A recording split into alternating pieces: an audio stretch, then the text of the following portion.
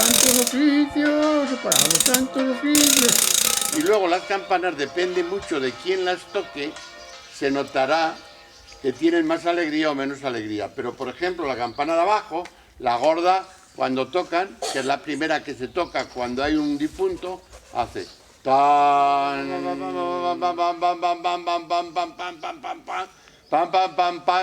pan, tocaba otra vez fuerte, ¿no? Y ya se sabía que al día siguiente había que ir a arreglar los caminos todo el pueblo.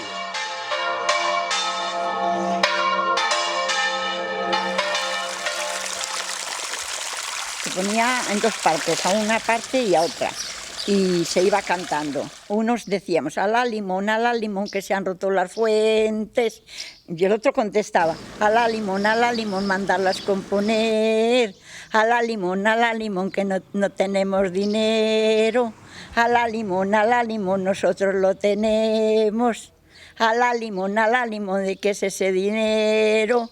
A la limón, de cáscaras de huevo, pasar y colar, pasar, y se pasaba así, unos para allá y otros para acá.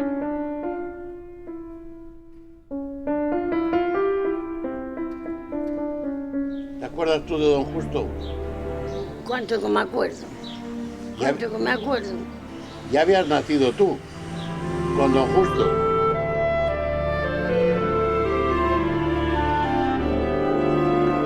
Esta banda, primeramente, la creó don Justo Vicente, el cura párroco de Montejo de la Sierra, que estuvo de párroco aquí a los años finales del siglo XIX y principios del XX. Eran más músicos, el Martín era también músico. ¿Quién había? Y otro que se llamaba Fidel. Fidel. Y el Roque. El Roque. El Roque. ¿Y el Tranca? También. Y el Ángel. El Ángel. ¿Y quién más era? ¿Esos tenían al maestro la música o quién tenían que los enseñaba? El Pío Zapatero tenía la otra, ¿cómo la bandurria, la guitarra. ¿Qué tal? La bandurria. La bandurria. Que la tocaba como una gloria. Como nadie. Sí. ¿Y quién nos enseñó a estos?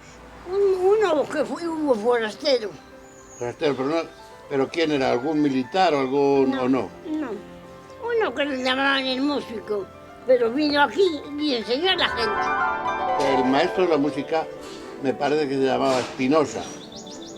¿Te suena? Espinosa de los Monteros. Ya no me acuerdo. No. Sí, Montero quizás. Sí.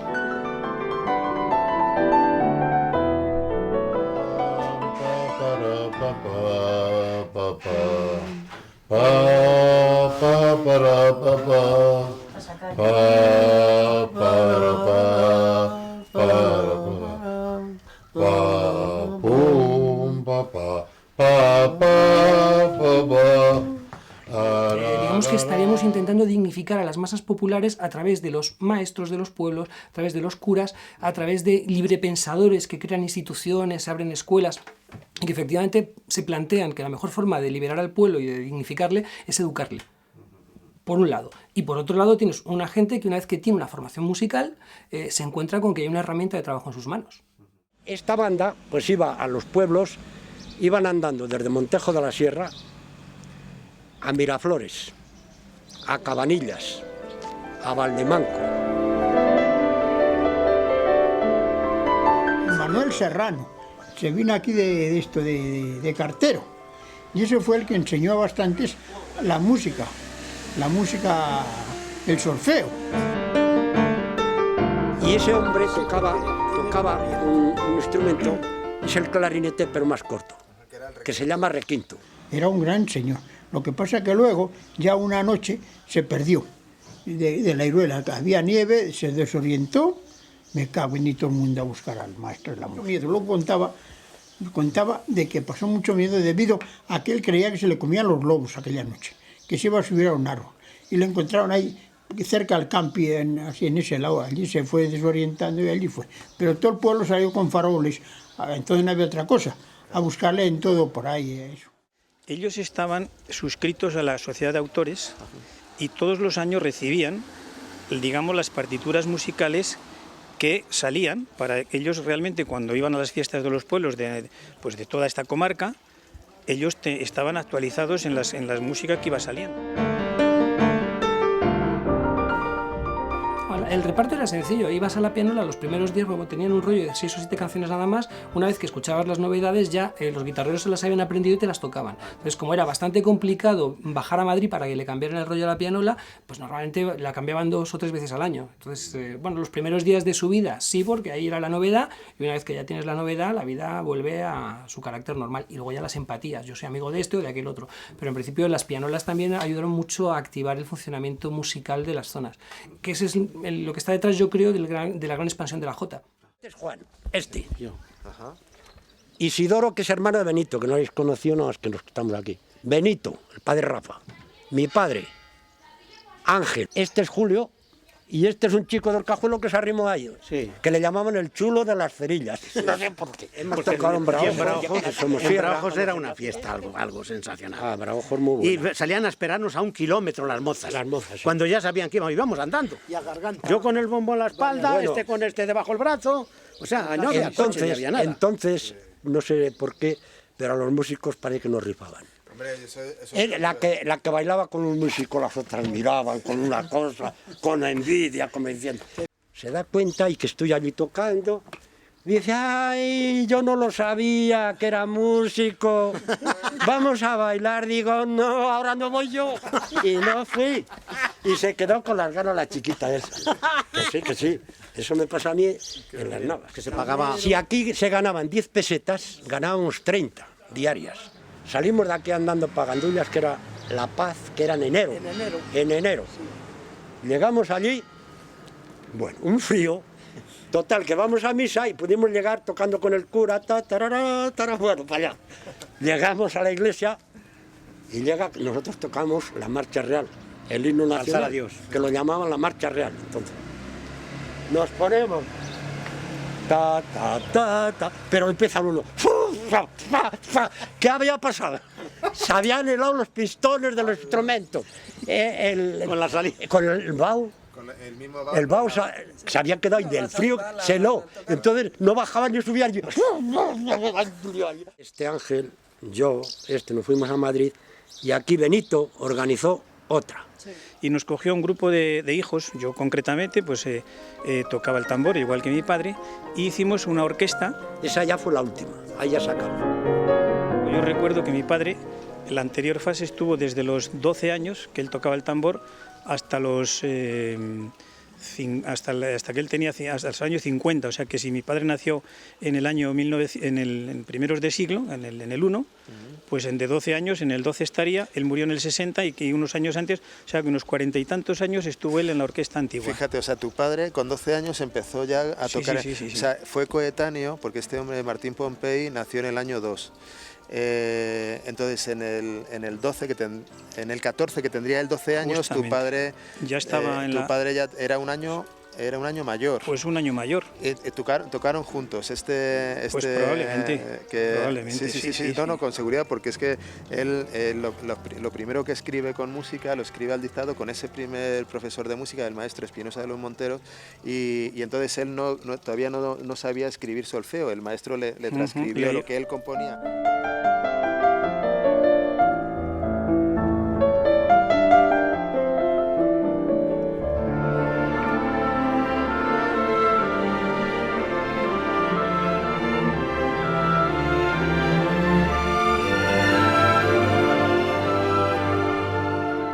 Ángel vivió de dos maneras Madrid. Por una parte la provincia, porque él nació en Montejo, pasó su infancia en esas montañas de la Sierra Norte de Madrid, estuvo en Bustarvieja, donde su padre era organista, él ya vivió la música muy de cerca desde pequeño, a través de su padre.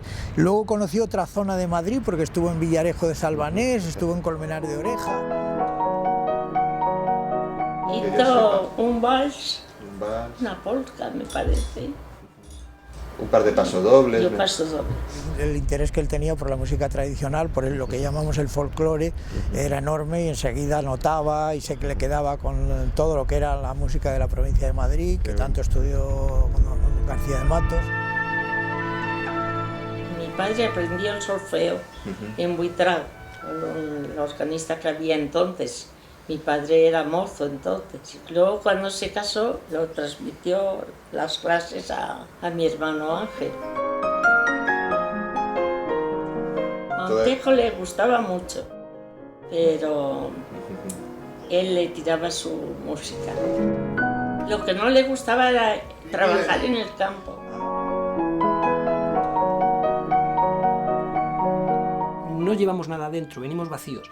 Todo lo que tenemos lo vamos aprendiendo y luego lo vamos reelaborando. Entonces, normalmente los músicos tienen mucho que ver con la reelaboración de sus temas populares y con los temas escuchados con su infancia. Y que se convierten en esos paisajes sonoros de la infancia. Entonces, cuando uno quiere crear, retorna a sus paisajes sonoros de la infancia y a partir de ahí empieza a construir.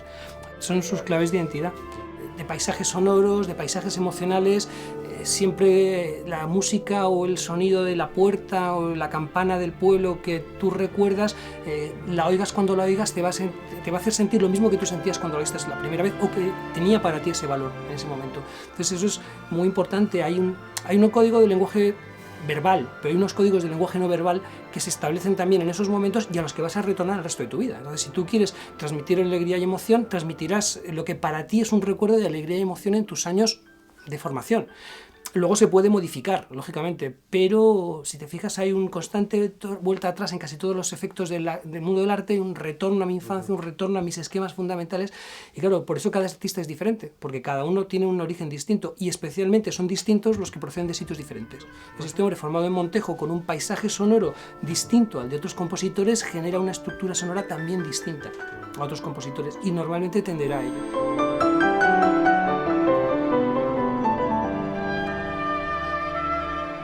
Un día pues di yo unos golpes a un vaso, dice tin, tin, tin, dice repítelo. Y salió corriendo a escribir las notas que había yo dado, o sea que le gustó. Él, cuando vino a Madrid, él tenía ya una formación que le había dado su padre. Él al principio empezó a tocar música ligera, él tocaba el violín y el piano y tocaba música ligera en bailes, en cafés. Pero dentro de la generación de 27 es un hombre muy libre, ¿no? No sigue tanto las corrientes neonacionalistas de los demás, sino que él parte de presupuestos que están, por una parte, más relacionados con el mundo alemán y no con el impresionismo francés, a través de su amistad enorme con don Conrado del Campo. Entonces, buscando autores que tuviesen obras para orquesta de cuerda, encontré que Ángel Martín Pompey tenía una serie de obras.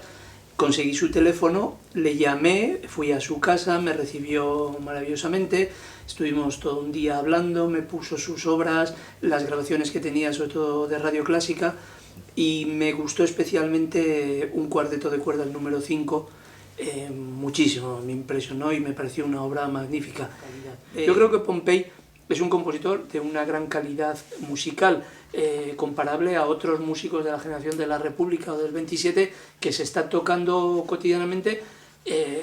Vamos, me parece que es del mismo nivel y que merece la pena que se le conozca, pero quizá no tiene ni la fuerza mediática que han tenido los de la generación del 27 por toda su relación con la residencia de estudiantes, con Lorca, Dalí, etc., ni se exilió, que eso también es otra medalla a colgar a la hora de recuperar, no siempre, pero sí en alguna medida, y después que en España se valora más cualquier mediocre o mal compositor foráneo que cualquier buen compositor español. Es decir, cualquier compositor extranjero malo es mejor que cualquier compositor bueno español, ¿no? Y entonces, ¿que se le reconocerá a Pompey en el futuro? Hombre, yo quisiera decir que sí. Ojalá, yo lucho porque se normalice esa situación. Yo creo que la música de cámara de don Ángel va cada vez a interpretarse más. Él siempre decía, tú no lo verás, pero los bisnietos verán mi obra. Siempre que hablamos de músicos españoles, casi siempre nos referimos a músicos costumbristas o músicos del romanticismo cultural español, porque no se refieren a las coordenadas culturales centroeuropeas. Nunca nos planteamos si Mozart o Haydn o Bach o Beethoven son músicos costumbristas de temas populares centroeuropeos. Y nunca nos planteamos que a lo mejor la música culta centroeuropea tiene más conexión con sus clases populares porque recurre a los temas populares del mundo sonoro centroeuropeo, mientras que el mundo sonoro mediterráneo generó solamente el costumbrismo sonoro. Y desde Padre Soler a cualquier otro músico español, Tomás Luis de Victoria, siempre nos parecen músicos localistas porque recurren a los entornos sonoros musicales de su entorno social y familiar. ahí tienes el típico problema de clasismo cultural. Si los recuerdos sonoros de infancia son centroeuropeos, es música clásica de primer nivel. Si son del entorno mediterráneo, son música romántica, son como de otro segundo orden. Entonces, es una curiosa jerarquización en torno a los lenguajes musicales. Hemos construido una historia muy lineal de la historia del arte y hemos atendido poco a por qué y cómo crea la gente y de dónde sacan esas estructuras melódicas. Sí, música, siendo un país tan rico, porque pocos países tendrán un folclore tan rico como el español, exacto. Sin embargo, no ha tenido, hombre, hay excepciones, la región valenciana con respecto a las bandas, o ciudades como Barcelona, que han sido muy musicales en el siglo XX, por ejemplo, han tenido unos momentos muy brillantes, pero en general el país ha sido siempre refractario, el público ha sido refractario a la música española especialmente, es decir, hasta los años 60 y tantos, en donde ya el franquismo aflojó las ligaduras, vamos a decirlo así, pues no había manera de hacer música avanzada, lo que es más música vanguardista que se estaba haciendo en Europa, ¿no? Porque entonces no tenías nada que hacer, el público te pitaba y te pateaba, ¿no? Cuando te vea venir con la licencia en la mano, partes de la música popular y si tienes una inquietud y unas ganas, vas evolucionando y vas descubriendo que existen diferentes estadios y llegas a un proceso culto, de creación en todos los sentidos. Pero una cosa no debe despreciar en absoluto a la otra, al revés, que son complementarias y necesarias. Y es más, la evolución muchas veces en la música culta siempre ha estado mirando a la música popular. En muchos siglos, pero no solo, por ejemplo, en el siglo XIX o el XX, cuando han venido los movimientos nacionalistas, es decir, que han dicho, nos vamos a basar en nuestra música popular para reivindicar no un patrimonio, sino una identidad y para componer, como puede ser Falla o Albéniz en España, o Stravinsky o Bartók en otros países. Si nos vas al siglo XVI y tienes a Tomás de Santa María o a Salinas, que ya te hablan de la importancia de la música popular como base de la composición culta. Eso es lo que muchas veces se olvida.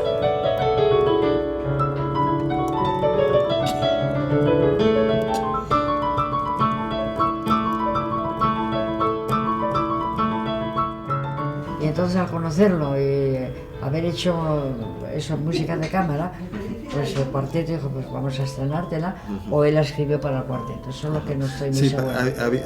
Hubo varias piezas que estaban dedicadas al cuarteto y luego una que era el quinteto número 3 en Sol Mayor, que está dedicado a mí.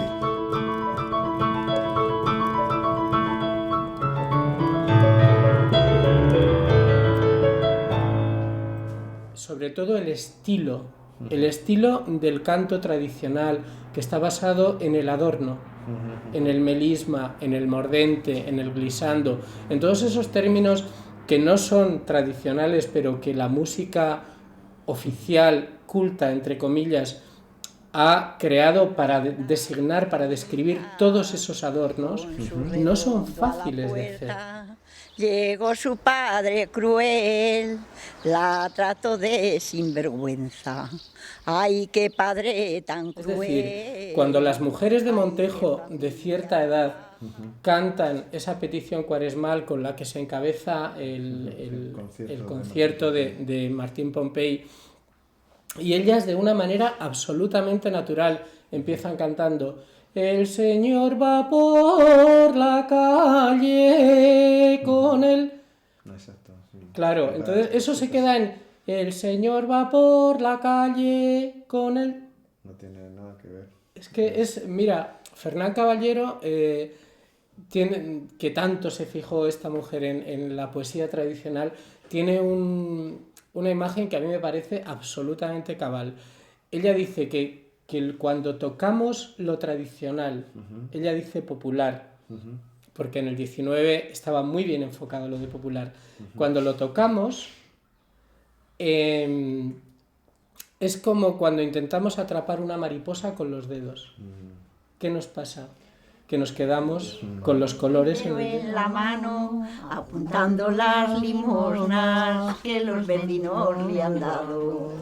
Pedimos pa' Jesucristo que pa' nosotras lo es, que el día del Jueves Santo en la iglesia lo veréis. te encuentras en un mundo donde no es exactamente nuestro actual concepto de música elaborada del virtuosismo. Bueno, en el fondo, este chico nace de un mundo donde la música es un elemento de intercambio cotidiano y que se utiliza como lenguaje cotidiano, y va rumbo a un mundo donde la música es un elemento de élites sociales y que solamente está al alcance de los virtuosos. Exactamente todos los problemas que hemos perdido respecto al mundo tradicional. Nosotros hoy en día, para sentir algo sensible, necesitamos recurrir a Chopin. Si queremos algo impetuoso, nos vamos a Tchaikovsky. Estamos constantemente hablando en boca de otros. Es como si para hablar yo necesitara citar a Calderón, a Lope o a Tirso. Pues el mundo musical, hoy en día nadie se atreve con naturalidad a expresarse porque no eres bueno. Entonces, en el mundo tradicional eso no ocurre. Conseguimos que en el 98 el Festival de Otoño representara la Tarasca, que llevaba desde años 50 y tantos sin tocarse. Bueno, no se había tocado nunca, ¿no? Que eso le perjudicó a don Ángel, el ser así tan apartado, el hacer una vida, si quiere, rutinaria del colegio a su casa, del colegio a su casa, esos años, ¿no? A su casa a trabajar, a escribir. Además, yo le comparo con Bruckner en el sentido de que durante mucho tiempo estuvo escribiendo música sin ninguna posibilidad de ser estrenada ni hacer gestiones para ello.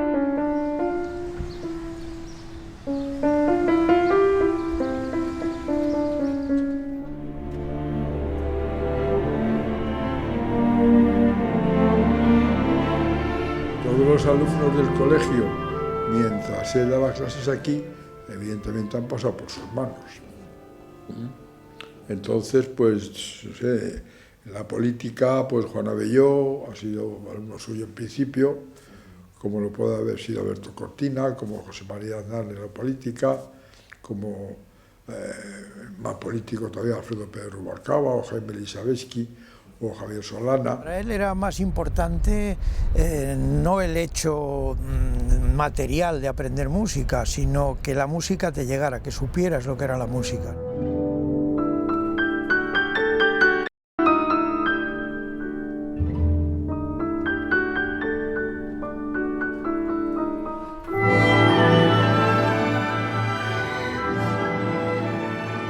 Adelante, pues cuando ya proyectó su obra hacia la fundación, pues hicieron allí algunos digamos, conciertos de él y magníficos. Sabes que él era descendiente del pintor Pompey. Su casa parecía a veces un museo, tenía pequeñas esculturas o cuadros de finales del 19 y del 20 de gran validez artística. Entonces él estaba dispuesto a donar todo eso bien a una fundación o a la Academia de Bellas Artes o a la Fundación Juan Marc para que hicieran una especie de sala Martín Pompey. A partir de ahí hubo una estrecha relación entre los herederos de don Ángel y el ayuntamiento. Pusimos y estamos encantados de tener aquí estas pinturas que él tan gustoso donó para su pueblo. Él murió el mismo día, bueno, el día antes, yo creo, el día antes, porque estábamos en el tanatorio allí cuando fue el atentado a las Torres Gemelas. O sea, esa noche, me acuerdo, o sea, estábamos allí, de repente vemos la televisión y empiezan a caer las Torres Gemelas. Al entierro fuimos 10 personas, o menos. No creo que lleguésemos a 10.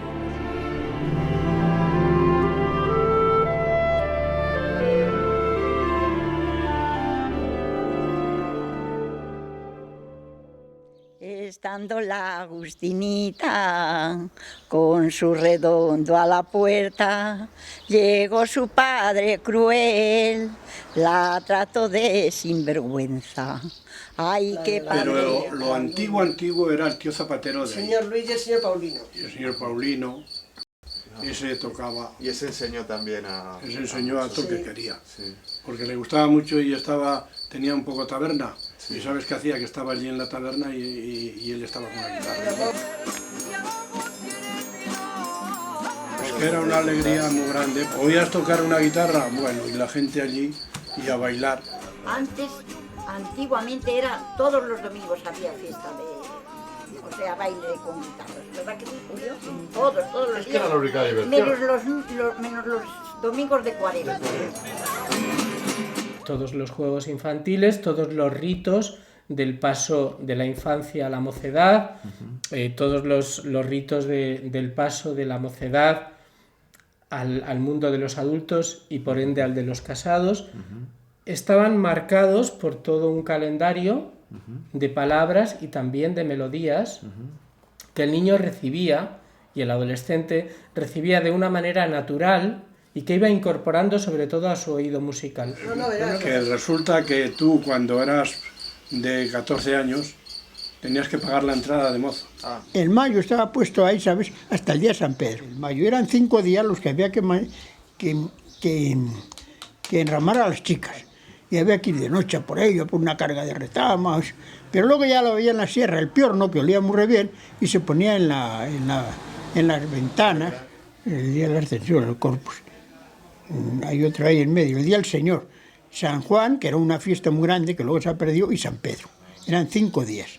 Y 5 días tenía la obligación de retamar eso. Los mayos tienen una cierta complejidad, son ritmos de amalgama, no fáciles de hacer con un instrumento de cuerda, y entonces esos ritmos se van acoplando a lo que tenemos más fresco en el oído, que son los ritmos binarios y terciarios, como tú decías. ¿Qué sucede, por ejemplo, con los ritmos más complicados? Los ritmos en 5/8, que no son más complicados, simplemente ahora nos resultan más ajenos. En su preñado recurre, San José absorto se queda. ¿Qué es esto? ¿Qué es esto? ¿Qué es esto? Decía. María preñada, mi honra es perdida. María preñada, mi honra es perdida. Esté preñada o no esté, mía tú eres preñada. Mirad, esto, aunque parezca que no, esto han sido unos pantalones de pastor. Aquí los llamaban pantalones de serrano. Las delanteras se ponían delante. ¿Dónde quieres ir, José? Hombre pobre y sin dinero. Por donde quiera que vayas, te saldrá ladrando. Recuerdo cuando éramos pequeños, que cuando íbamos a llegar, se cantaba un poco a picadillo, diríamos. Porque había quien cantaba, mi madre era una de las mujeres que cantaba con la jota. Y le gustaba cantar cuando estábamos segando. Imagínate lo que es estar agachado y estar segando. Pero es que también la contestaban la otra familia, que estaban a lo mejor a 300 o 400 metros segando también. Mi madre fue a cantar al Teatro Madrid, cuando el Teatro Madrid era Teatro Madrid, ¿no? Pero, por ejemplo, en los cantos de trilla o de siega, sobre todo, son de ritmo libre. Porque, claro, segar y cantar no es fácil.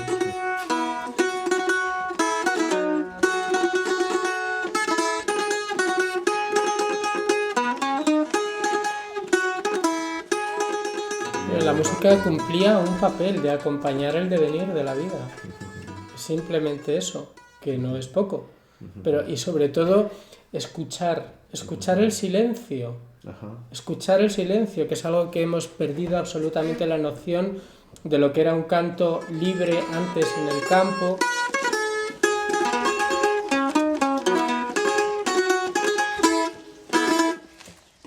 La fiesta del Cordero pues se hacía ahí abajo. Se hacía ahí abajo en el río. Y estaban las mozas, se ponían en el lado de acá, en un peñote que hay. Y los mozos a la parte de allá.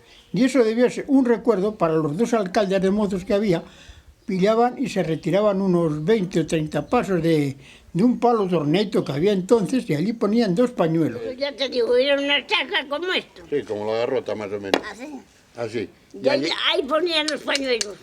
Y hasta que los quitaban todos. Ponían 5 o 6. Y iban corriendo, dando vueltas. Y hasta que quitaban los pañuelos. Y en todos los huertos, en la cima del Colmenar, al pie del Colmenar, iba más gente que tú no sabes a ver el baile. Que levantaban las faldas para arriba, levantaban las sayas y las enaguas, y las veían los pololos hasta así. Por eso llevaban sus pololos. Que los pololos llegaban hasta aquí se los ataban con unas cintas muy bonitas, la que podía tenerlo, y de ahí para abajo tenían unas calcetas que les hacían las abuelas, de lino. Y eso era. Y por eso ellas tenían que bailar de fuera para dar así la vuelta. Luego había otras fiestas, como era la cerradura, como era el día de la reguera, donde también las guitarras estaban siempre en forma. Los días de reguera, los días de cerradura, los días de hacendera, se venían los guitarreros, se adelantaban un poco y salían a esperar a la gente, porque el día que había cerradura o que había reguera, había vino de municipio y tabaco. Pero ya anteriormente a esto, pues estaba todo eso del 14 romance que se cantaba en Semana Santa, todo el carnaval, que era un desfogue, donde se hacía el entierro de la sardina, donde se hacía la ronda de los casados, la ronda de los solteros, la vaquilla, todas esas cosas que se hacían, digamos que eran profanas. Con su mano caballero, al Señor le pediremos, de ruin se le caiga el pelo. Había para todo. Ya baja la vieja con el aguinaldo, la parece mucho y lo va quitando. Ya bajan rodando por las escaleras, peras y manzanas y otras frioleras. El día del hornazo, quienes invitaban eran las mozas a los mozos a comer, a merendar.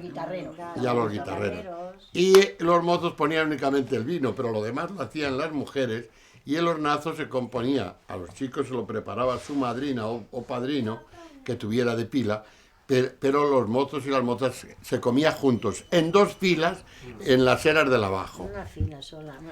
En una fila los hombres y en otra fila enfrente las mujeres. Tú procurabas ponerte, lógicamente, al lado de aquella chica que tuve, o enfrente de aquella chica que la ibas a observar y, vamos, te ibas a comer los ojos de ella mirándola y se te iba a caer la baba y no te sabías si estabas comiendo chorizo o esparto, pero estabas feliz. Sí, yo cuando se la oí, cuando se casó tu tía, hay que se la oí, empezaba así, que alta que va la luna, lleva 3 copos de nieve. Qué lástima de quien sea, que fulano se la lleve.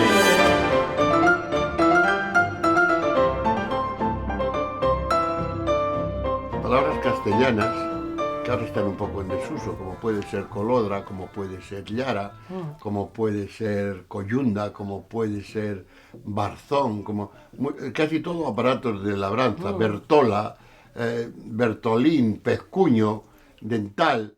Esto es el enjulio, estos son los cerrojillos, esta es la cruz de cargar la leña, la hierba. Esto es la rueda que se compone de espinas, que es lo que va aquí, los rayos, el cubo, el murrión y el eje. A la cucurumba, a la cucurumbemos, valiente juego tenemos, sabremos jugar, amagar y no dar. Dar sin reír, el que se ría pierde, ¿eh? Dar sin hablar. El pellizquito en el culo y echar a volar. A ver qué niño ha sido. ¿Qué es esa? ¿Cuánto vales? 100 reales. Retente, que no nos vale. Todo es el primer contrato social, en el que todos aceptamos unas reglas. Con dedito, levite, legón, 3 gallinas y un capón. El capón se puso malo, la gallina se enfadó. Tú por tú, que te salves tú. Los juegos eran otros juegos, lo que ha dicho Lisa. A la jaraba, al perro lino lana, a la bandera, al plantao, al dola, a la gallina ciega. Al ¿Quieres ese puñete? Quita la manivete. ¿Te quieres ese puñete? Quita la manivete. Ahí adentro. Oro y plata. ¿Quién lo trajo? El retranco. ¿Por dónde subió? Por unas escalerillas. ¿Por dónde bajó? Por unas orillas. Echa el retranco, el molinillo. El que se ría y enseñe los dientes pagará un cuartillo de vino.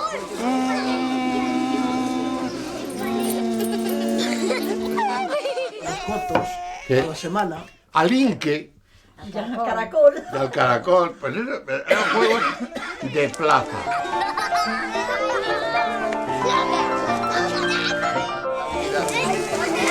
Pero también se jugaba al dola. Y retrocedemos todavía un poco más, jugaban a la barra. Es como unas castañuelas, pero se llaman palillos o tejoletas. La cigüeña cuando se posa en el nido, muchas veces la escucharéis que hace.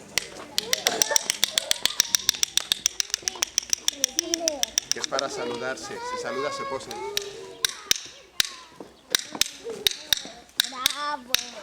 Se come los reptiles de los caminos y nos mata a los bichos que son dañinos, como la piquetea, como revolotea, como la tiende el ala sobre la arena. Pica en el verde, pica en la arena, pica en los picos de mi morena.